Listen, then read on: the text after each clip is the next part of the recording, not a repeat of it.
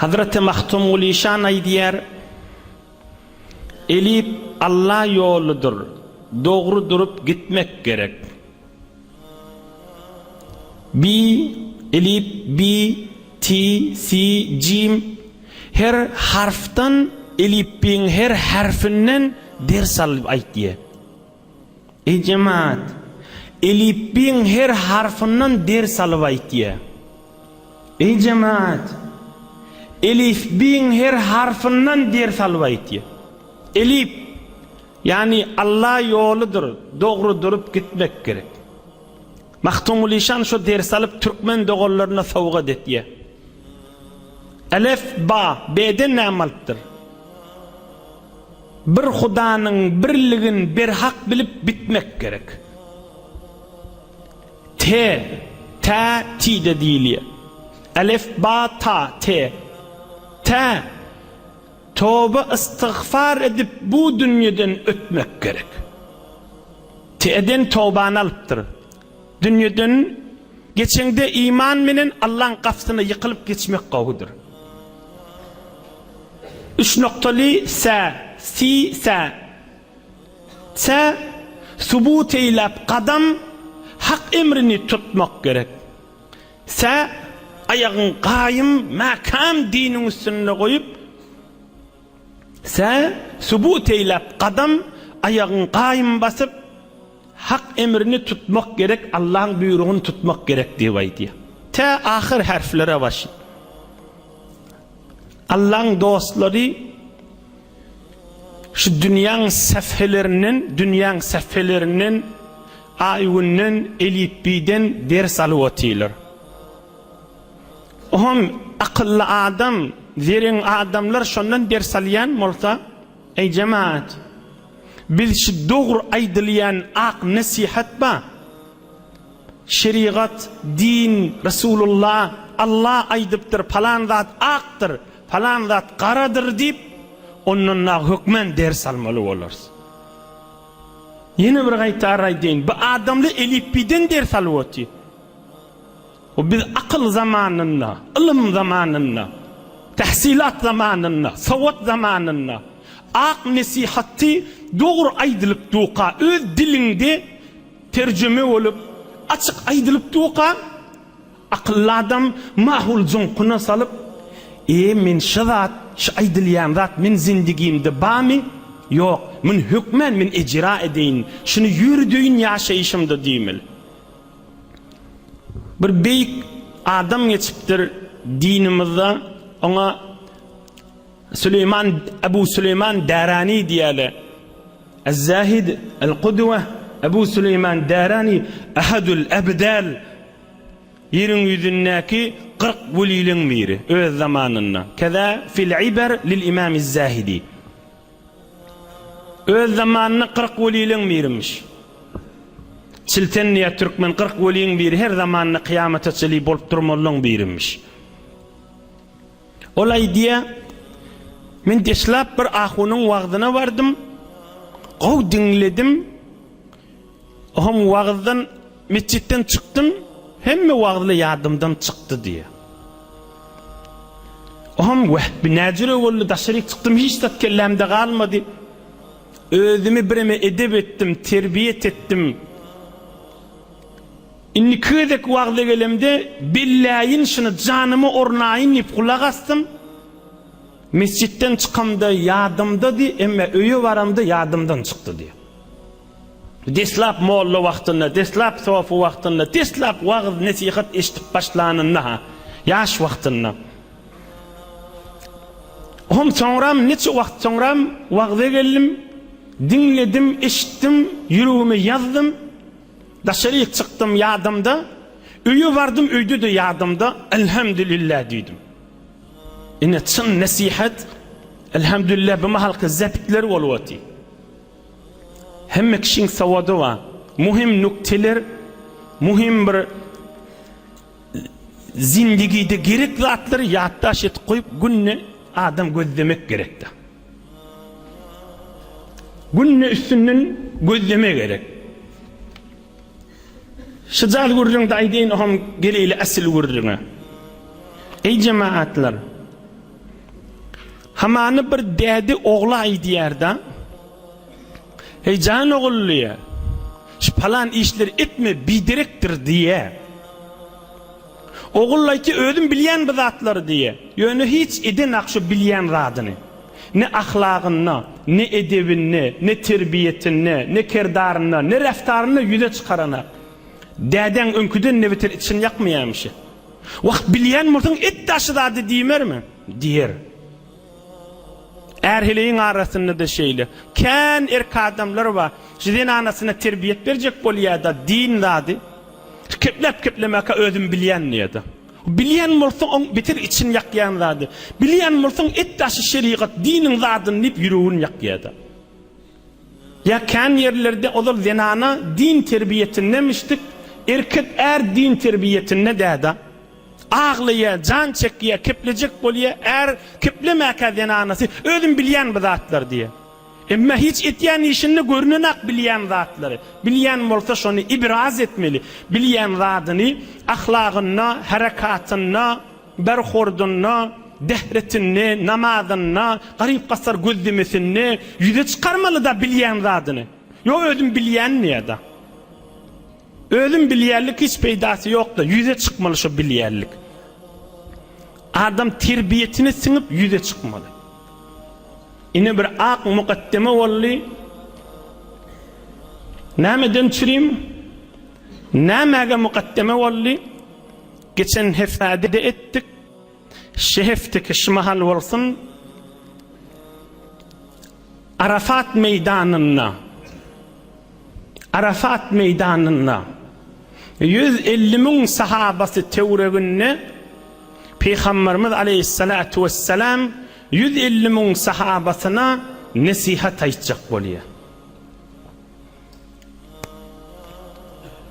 Resulullah aleyhissalatu vesselam Arafat meydanına ve ertisi Mekke-i Mukarreme'de ve sonraki günlerinde şol qurbanlyk günlerinde tike ulu sahabalarına 100 min sahabalarına aydan nasihatini hizmetine de yetireyin. Kulağı yazmallar Mahtumul İşan aýdýardy, bu sözüm heywana ýokmaz, adam saklar guş üstüne diye. Bu sözüm heywana ýokmaz, adam saklar guş üstüne. Guş üstüne değil, lep yüreğe yazıp koymalı görürün. Resulullah aleyhissalatu vesselam göreylin näme diýer. An Cerir radıyallahu anh أن النبي صلى الله عليه وسلم قال له في حجة الوداع استنصت الناس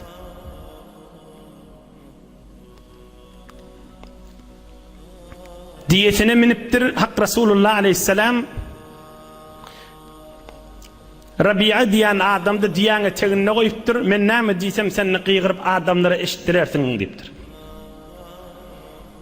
Cerir diyen sahaba odol gurrunu geçenler 5-6 ay mından odol taqriban sahabalan içinde en uzun boylu sahaba. Odan sahaba hem sesi qati hem uzun boylu. O sahabak aýdypdyr: "Ey Cerir, adamlaň içine gir, adamla sukut dursun, ünsün bärik bersin, hiç kim keplemesin" diýipdir. İstansitin nasa. Ey Cerir, adamlara saket bolly aýt diýipdir. Bir ömür adamlaň arasynda emin bolup 62 ýaşyň mübarek ahyrynda dünyaga sabit etdi. Ak ýollydygyny, Allah'ın Resulüdygyny, ömrünün ahyrdygyny aňytdyr Resulullah aleyhisselam. Ma zalla ve ma zalla ve ma malla ve ma galla. Azmady, ayagyny gıyşyk basmady, yaltanmady, hıyanat etmedi Muhammed Resulullah sallallahu aleyhi ve sellem.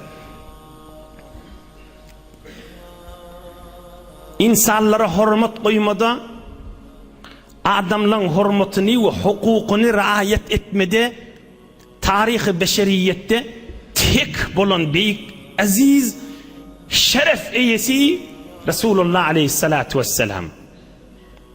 Näme diýdi Cerir sahabasına? Adamları saket etsin dipdir. Alem cihanı özüne sukut ettirdi. Tarihte bada inni. Sana maňa aýtdy. Sukut kulak as Resulullah näme diýär. Dağ derilere ay diýär. Kafir musulmanlara ay diýär. Ummatına ay diýär. Ta kıyamata çeli ummatına eşitdirip ay diýär. İstansitin nasa adamlar kulak astırın dipdir. Aham Peygamberimiz aleyhissalatu vesselam Tevruni ve zattir görse hemme adam sukut keplemeni dımdır ünsün Peygamberimize verip hemme kış gözleşiptu Resulullah näme aýdyrdy. Taqriben ul cemaatin içinde ahirin berjek wagty ömrüni Resulullah aleyhisselam. Ine şunu başlapdyr. Bismillahirrahmanirrahim. Elhamdülillah. Nahmaduhu ve nesta'inuhu ve nestağfiruhu ve netubu ileyh. Ve na'udhu billahi min şururi anfusina ve min seyyiati a'malina. Men yehdihillahu fela mudille leh ve men yudlil fela hadiye leh.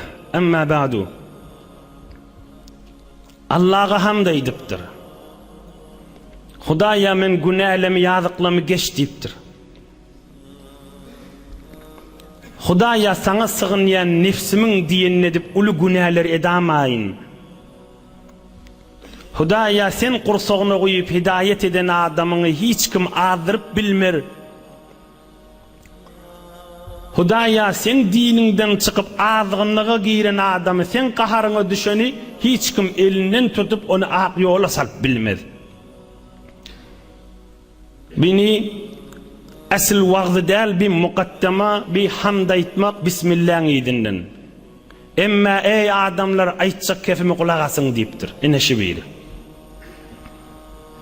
Eyyühen nas isma'u kavli. Ey adamlar dinlenmen näme diýän nipdir.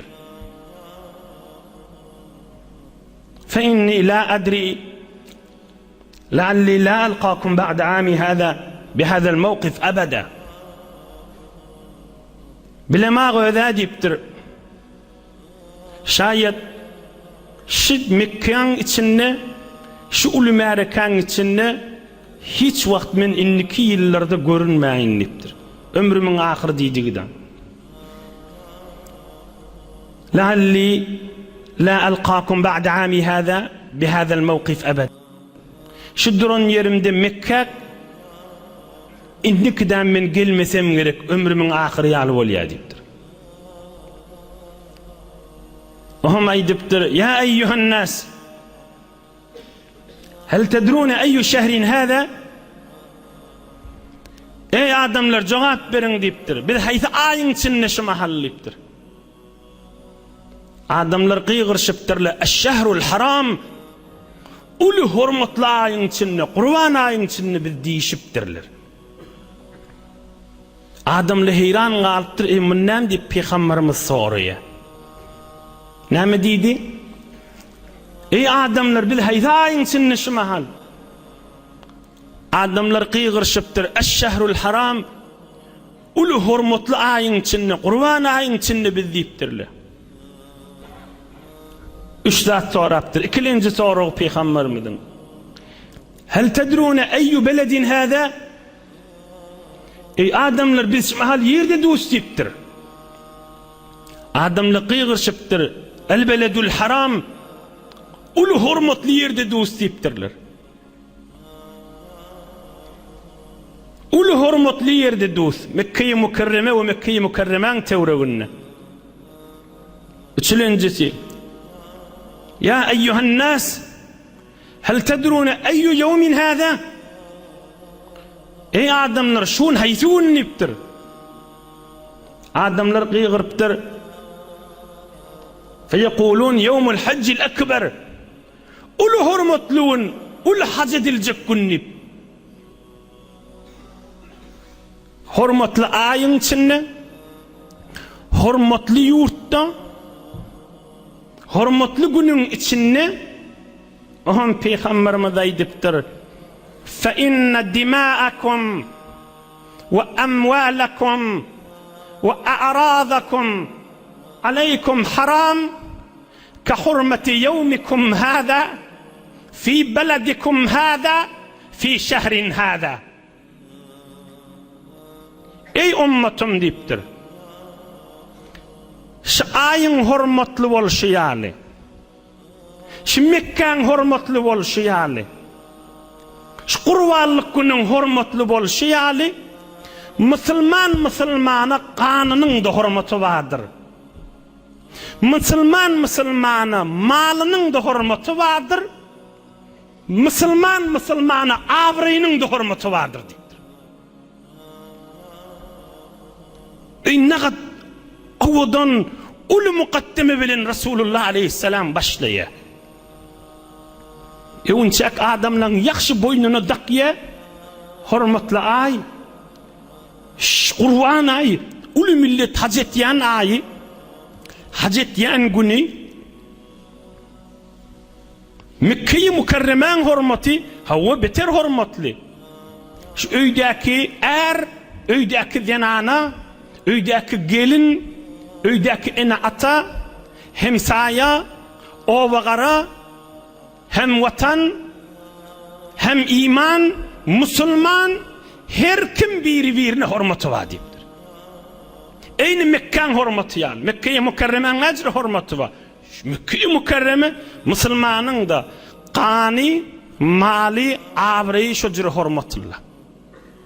Yani bir adam, bir Müslümanın idinden keplep, şuna bir hormatçılık etse, Resulullah aleyhissalatu vesselam 150 bin sahabasının arasında ediptir, Mekke hormatlık ettiren, bir hormat yettiren ya Allah aşkına. Müslümanlar yerde gezip bir Peygamberin aydan derman sözünden. Bir adam özünün erine, özünün zenanasına, özünün enatasına, özünün oğul gıydına, özünün yegenine dayına, özünün hemkarına, özünün müdiriyetinin eteğine yaşap verirlerine, öz tanıyan adam sana, öz katnaşyan adam sana, o tanımayan, o katnaşmayan adam sana da hormat koymak lazım deyiptir Peygamberimiz aleyhissalatu vesselam. Cemaatler bir fikretten görün. Elhamdülillah şu 3 milyon içinde yaş ulu yaş kiçi, ahun garaçı, savatlı, öylünmedik ba, şidirman söz. Bir yerde din terbiyet verilen olsa, dislap terbiyet verilmeli aç. Bir yerde içtimai terbiyet verilen olsa, evvel şuna etmeli. Bir adam içtimai terbiyet verilip da, her yerlerde olsun. Bir öyün için ne olsun? Ya amuziş perverişin üstünden yürüyen bernameleri olsun.